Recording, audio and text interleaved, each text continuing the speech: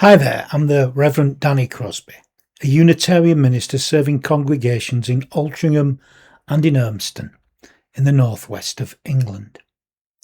And I offer this devotion as a balm for the heart, for the mind, for the spirit, and for the soul. And it's titled The Odyssey, Xenia and the Art of Hospitality. In the previous devotion, we explored Homer's The Odyssey, looking specifically at Odysseus' journey home, his Nostos.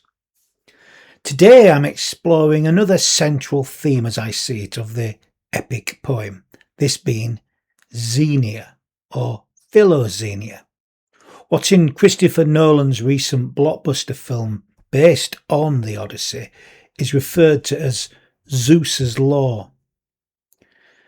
Xenia has been kind of translated, or not exactly, in more modern understandings perhaps, and other understandings to mean a guest friendship or the love of a stranger. It's not an exact translation, but so I'm going to explore, thinking about that, Xenia's parallels with other traditions. One being specifically the concept of hospitality in the Abrahamic faiths. We will explore ways to be both a good host and a good guest, ways in which we may bring the spirit of Xenia alive in our current time and place. By the way, I'm pronouncing it as Xenia. Others may pronounce it slightly differently. It's spelt in English Xenia.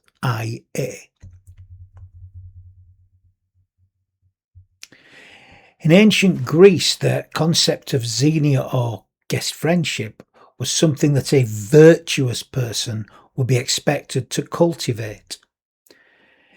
It was developed from the ancients' belief that the gods visited humans, and thus any guest visiting may well be a god in disguise. One example found in the Odyssey is right there at the beginning of the epic, actually, when Athena visits Odysseus' son Telemachus. Athena first appeared as Mentor, a family friend, later as mentor, to encourage the young prince to search for his missing father. And when Odysseus finally returns to Ithaca, Athena repeatedly visits him, altering his appearance actually into an old beggar so that he can safely plan his revenge against the arrogant suitors, who were not good guests. Another example would be a different god, Hermes, being sent by Zeus to visit the nymph Calypso on her island and command her to release Odysseus. She had seduced him through appearing like she was offering hospitality, but it was a ruse. She was not following Xenia herself. But Hermes, he's commanded, to release Odysseus. And again, Hermes later visits Odysseus himself to warn him about her. You can see examples of Xenia, good and bad examples, and somewhere in between, throughout the Odyssey. Virtually every encounter manifests itself as a test of Xenia. There are good and bad examples of being what would be considered a good host and a good guest, and bad ones too. Examples of good hosts would be Nestor, Menelaus, and the Phoenicians, as well as their swineherd Emmaus. They welcome strangers with food, with shelter and gifts before they even ask who the guest is. Before the name is even asked, which is practicing good Xenia. Their generosity reflects both good character and respect for the Zeus Xenios, the protector of guests. That's one of the understandings of Zeus. That was his role as a god. Now, of course, bad hosts and bad guests face consequences, very brutal ones throughout the epic poem. The Cyclops Polyphemus rejects the whole concept of Xenia, and when his guests arrive, Odysseus and his men, he imprisons them and begins to eat them actually day by day. That's a bad host, and a bad guest would be the suitors in Odysseus's palace who abuse the hospitality there, consuming all the food, disrespecting the household, and plotting against Odysseus's son, Telemachus. Their intentions are not good. They are not good guests. The suitors' repeated violations of Xenia ultimately lead to their downfall when Odysseus returns and reclaims his home. Throughout the epic, Homer presents hospitality not as simple politeness, but as one of the foundations of a just and civilized society. So there was a need to practice. This was like was instilled in the story. This need to practice it for the function of society. Xenia paints the ideal of how a virtuous person ought to live. But the obligation in Xenia is not just for the host. It is as much the obligation of the guests themselves. The visitor has their obligations too. In the Odyssey, Xenia acts as a moral bedrock and a crucial testing ground for what is civilization. Xenia is understood as a sacred duty that holds the whole of society together. This reputation of Xenia was so key, actually, to the ancient Greeks. As it still is today, isn't it? It matters what people think of us. Matters to me, anyway. King Alcinous and Queen Arete, the Phoenicians, portray the ideal of Xenia. They welcome Odysseus when he washes ashore, broken and nameless, dying really, absolutely incapable of taking care of himself. They feed him, they bathe him, they offer him safe passage home, and they do all this before they ask who he is. This is Xenia. They embody the purest form of spiritual grace and civilized duty. Another example would be Nestor and Pisistratos.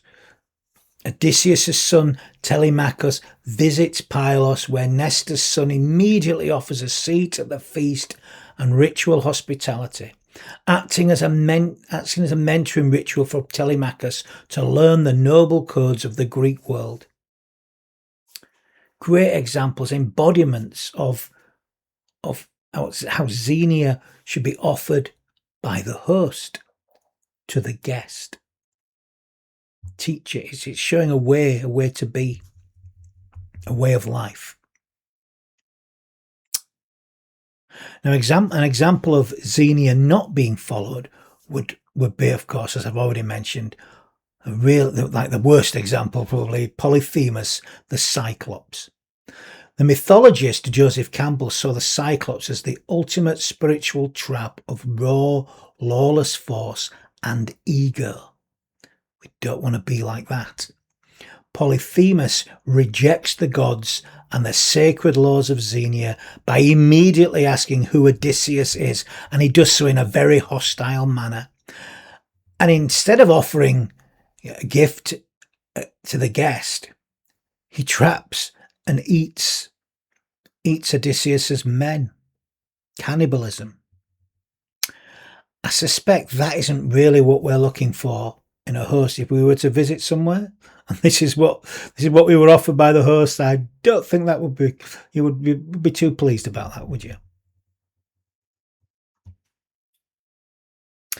And as I've already mentioned, a powerful example of guests not fulfilling their Xenia obligation would be the suitors in Ithaca. They, as I've said, they occupy Odysseus' home, they consume his livestock, they just abuse the hospitality. And again, as Joseph Campbell highlighted, the suitors represent an archetypal social decay and Xenia gone bad, really. And what happens is a violent reckoning. So we see examples of good and bad Xenia by host and by guest, and how it ought to be practiced, and how it's well practiced, and how it's badly practiced, I guess. Now I see parallels, as do others, in these concepts of Xenia with many of the great religious traditions. Here's an example from Christianity found in the book of Hebrews, chapter 13, verse 2. Do not neglect to show hospitality to strangers, for by doing that some have entertained angels without knowing it. Who is showing hospitality to these strangers in our very midst? Sounds very similar, doesn't it, to the Xenia concept? And it's a key component of the Abrahamic faith. Showing hospitality and caring for the vulnerable in society is a key aspect of the Judeo-Christian and Islamic traditions. You find it deeply rooted in these Abrahamic faiths, and actually virtually all the world religions, if you look at them, it's there. It seems that hospitality is an essential spiritual practice. And how do we practice hospitality? Well, it begins with an open heart and a generous spirit. That's the key, I think. It's about recognizing the good in life and in people, especially those in need. It's about recognizing ourselves in these people, not looking down at them, but recognizing their shared humanity and nobility and divinity even. It's about being open and welcoming to all, wherever they have been, wherever they are going, wherever they find themselves right now. At our feet, perhaps. Tibetan Buddhist monks greet the strangers visiting their temples with, "Welcome, friend, from what noble spiritual tradition do you come?" The Christian monastic tradition has a long-held practice of taking in strangers and offering them sanctuary as if they were Christ themselves. This practice is inspired by those words from Hebrews we've just heard. And by doing so, they are following the example of Jesus, who mingled with all people. No one is left outside the city gate. There are no untouchables. It seems to me that hospitality is the essence of what it is to create or begin to create that kingdom of love right here, right now, not some place, far off place. It's going back to the Ithaca metaphor. It's the journey, not reaching Ithaca. It's how we do things. It's that the means is the end, if you like. We create it through our being and how we live with others. But human beings fall short all the time, and sadly our age has become characterised by distrust. There is a fear of the strange, a fear of the stranger.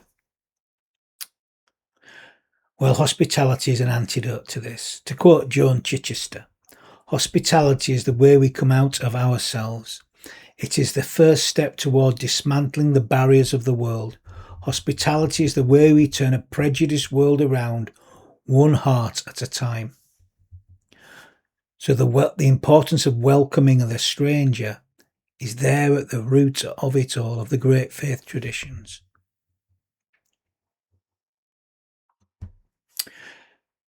But going back to ancient Greece, where the concept of Xenia, guest friendship, was something that a virtuous person would cultivate. Xenia came out of the ancients' belief that gods visited humans, and this fear, if you like, that a guest may well be God in disguise, so you better treat them well, recognising their divinity, the way a Hindu would do. And you find similar stories in Middle Eastern cultures too. One key story actually is right there in the book of Genesis, and it's a foundational story for the three Abrahamic traditions. The story of Abraham's guest. It's got a moral that can teach us all. The guests are revealed to be they're treated well, and the guests are then revealed to be angels. In fact, more so, it's implied strongly that one of them may well be God himself. And they tell the childless and the aged Abraham and Sarah that they will have a son. They are given the ultimate gift as a reward for showing hospitality to strangers in their land that turn out to be potentially God himself or themselves. Being a gracious host is a primary requirement of Islam. The Quran 4:36 reads, "Be gentle to parents and near kinsmen, and to orphans, and to the needy, and to the neighbour who is of kin, and to the neighbour who is a stranger, and to the companion at your side, and to the traveller." Sounds like Xenia to me, or parallel, sorry, it's not the same. Not exactly the same. And of course, a classic example of taking care of the stranger, who is a neighbour, even though they seem strange or different, is of course the parable of the Good Samaritan. You may recall that a Jewish man lay on the side of the road, beaten, bloody, and dying. As he lies there, a Jewish priest and an official of the temple both pass by on the other side and ignore him. And then a Samaritan comes by. A Samaritan is a despised enemy of the Israelites, so not even just a stranger, but the enemy. And what does he do? Well, he looks after the man and pays for his shelter at a local inn. He welcomed the stranger. He showed him hospitality. Isn't this a classic example of Xenia, or certainly a parallel to Xenia, but here in the Christian tradition? And the truth is that many of the great traditions have brought witnesses of light to humanity, light that has shone in the darkest of times. Many of the myths and folk tales emphasize the importance of offering hospitality to the stranger and the perils of not doing so. If you look at some of the ancient folk stories, what happens to those that don't? Hansel and Gretel, and what happens to the witch in the house who entices them in and then traps them. And it's a sticky end in the end. I see parallels there with the Odyssey, definitely. If we welcome the stranger without hope or reward, we will be rewarded way beyond our wildest dreams if we don't expect anything in return. And this holds true in my belief, whether or not that is given to us by something supernatural. It's just what happens in life. If we welcome the stranger, we will reap untold rewards. But there's nothing new there. This, to me, is at the heart of the Xenia that is portrayed in the Odyssey, and you see it in all the great tales, even children's folk tales. It's all there. But it's not just about being a good host. To practice Xenia is also about being a good guest. The good guest is obliged to be a good guest. And at the heart of being a good guest is humility. Think of Odysseus when he washes ashore at the Phoenicians. He accepts the help on offer, and then he plays his part. He tells his story. And in so doing, he is offering himself by heart. He's been a good guest. He's recognizing his interconnectedness with them, his shared humanity, and he's shared at the heart of him that shared divinity.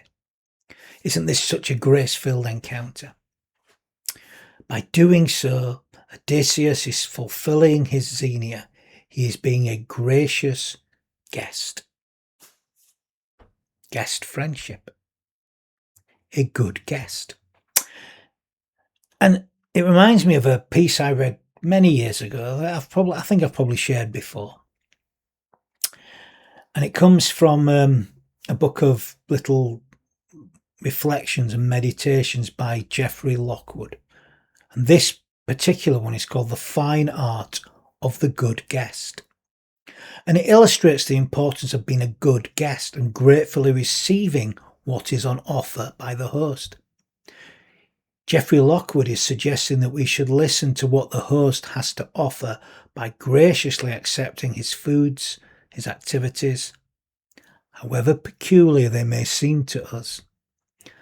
And I think this is a wonderful example of Xenia from the side of the guest. He talks here. Anyway, there's a fine art of the good guest by Geoffrey Lockwood. The most important thing that I've learned in travelling to more than 20 countries is the art of being a guest. And I'm a particularly fine visitor at the supper table. I've consumed live fish in Inner Mongolia, not quite coagulated blood sausage on the Tibetan plateau, shredded pig's ear in China, grilled lamb fat in Uzbekistan, horse steaks in Kazakhstan, vodka made from fermented mare's milk in Siberia, Vegemite in Australia, goat in Brazil, and snails in France.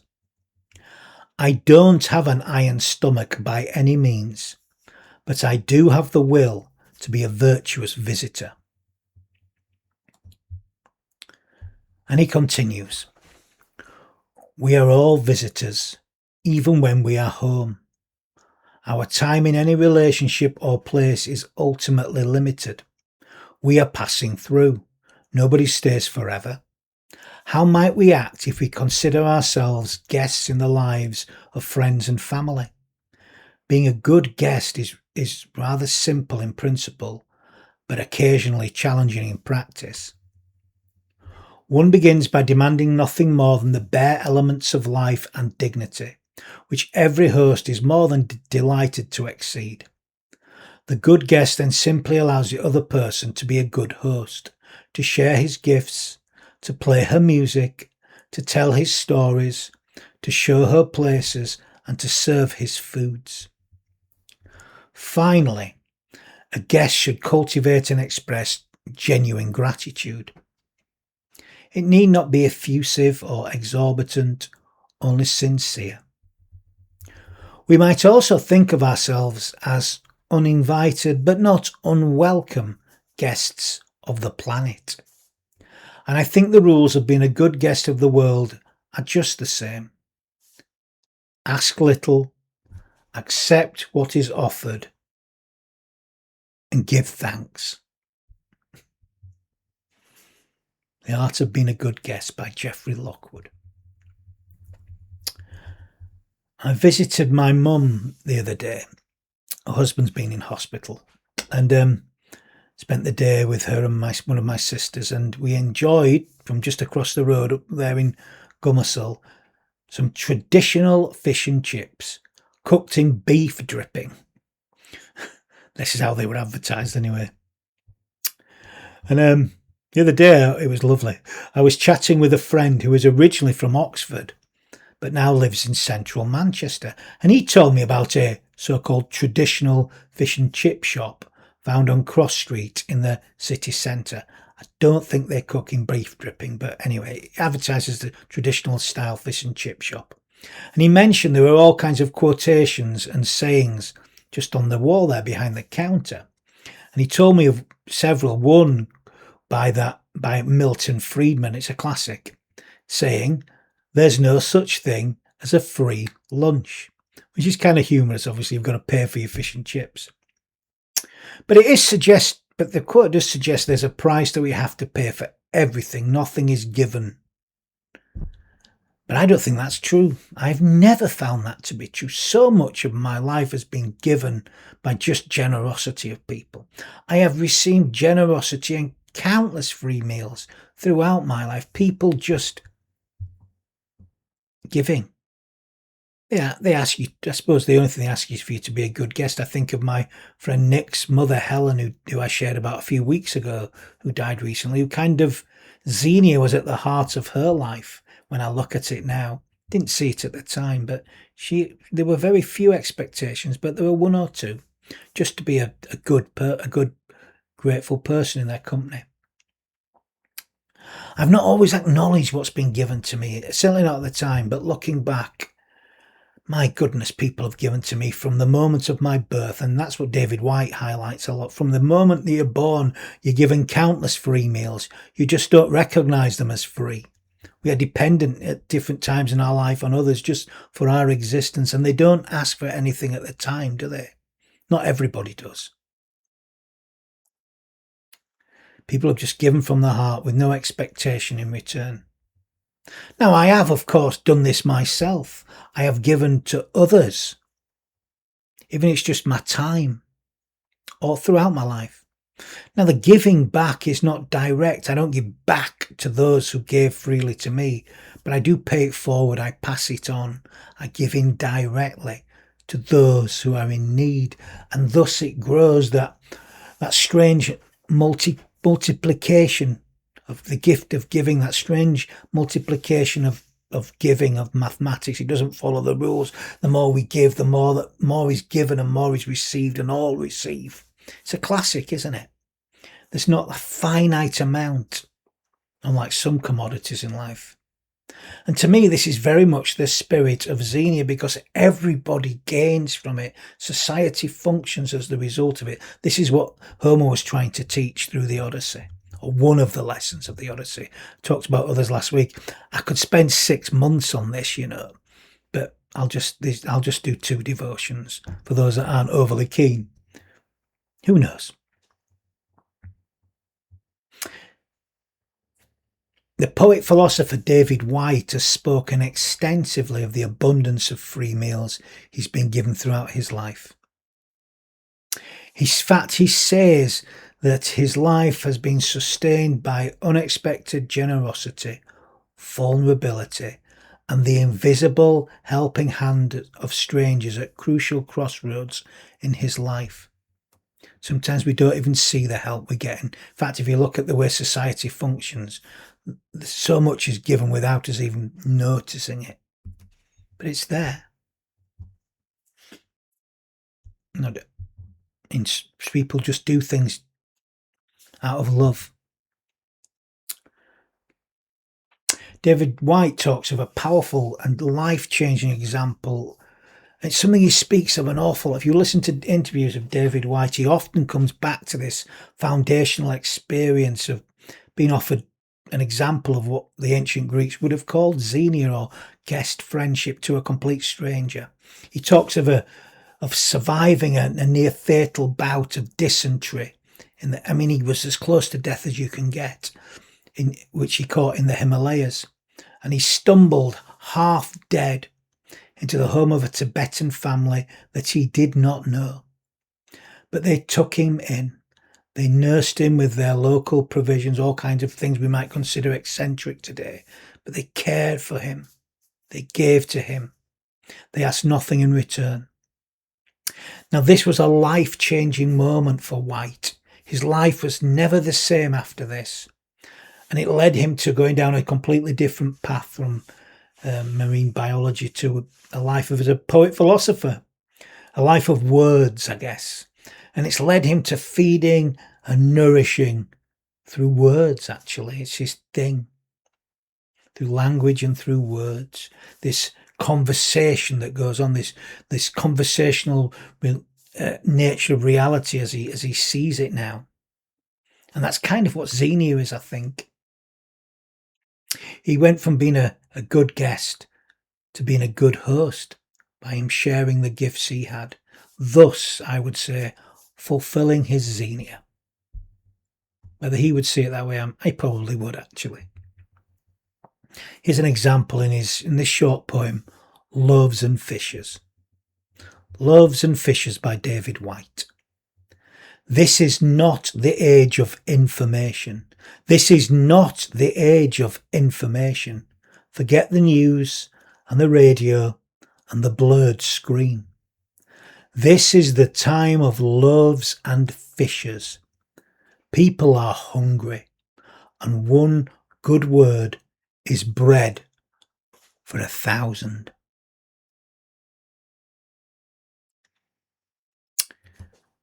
White's whole philosophy suggests that our lives are not an isolated struggle, but a continuous primal exchange where one good word or a shared meal acts as deep nourishment for the hungry, whether physical or spiritual, or intellectual or emotional.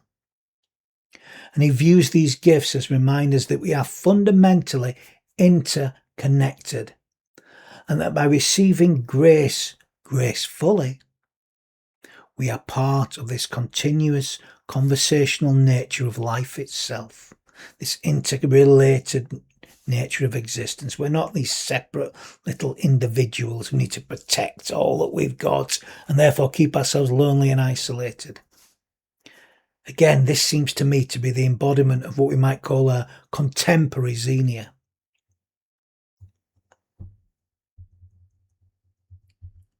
As I see it today, Xenia begins by recognizing that each encounter has a divine potential within it that we bless by living this with one another.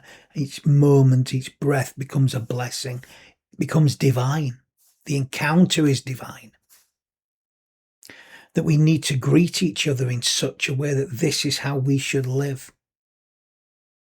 And when I'm talking about this kind of way of being and living, this mutual reverence, if you like, the way that the Hindus recognize the divinity in one another, is portrayed beautifully in the following story.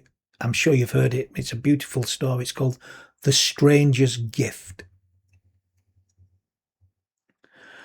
There was once a village that had fallen on very hard times.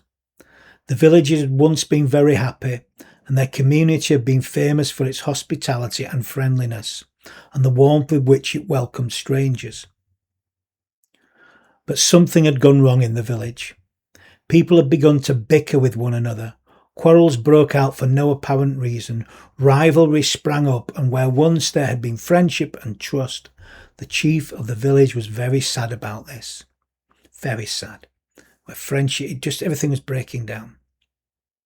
He knew that the people would never be happy like this, but he could do nothing to restore the old times of harmony and of peace. Strangers no longer wanted to visit the village. The people stopped caring for it. The village was falling into ruin. But it happened that one day a stranger came by. He approached the village like one with a mission, as though he already knew what he would find there. And very soon he met the village chief. He recognized the sad expression on his eyes, and the two were soon engaged in a serious conversation.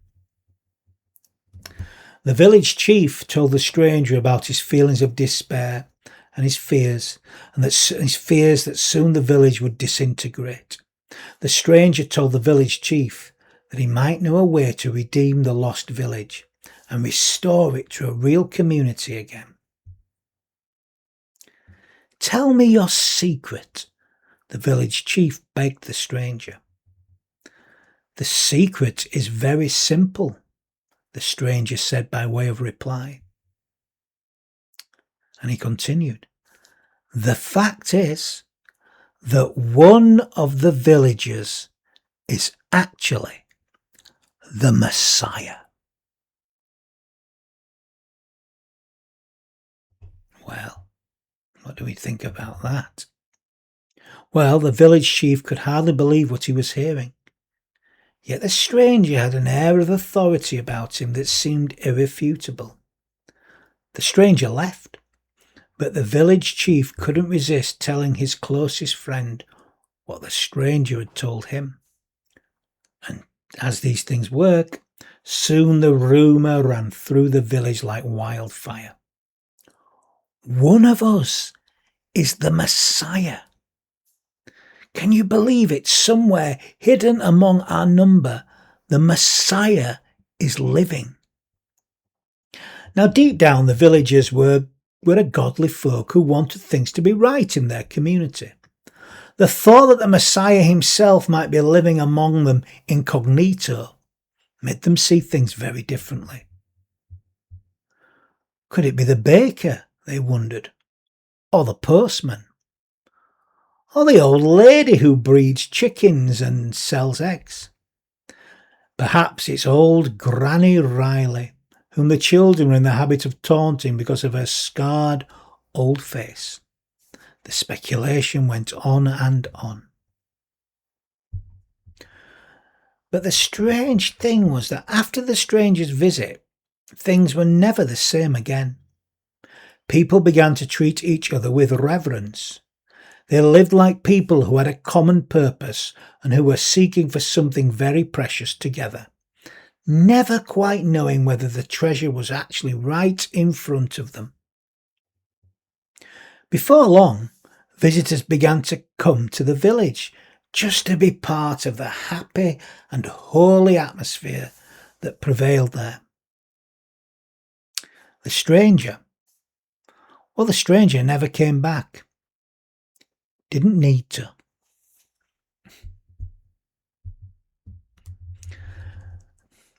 Lovely, isn't it?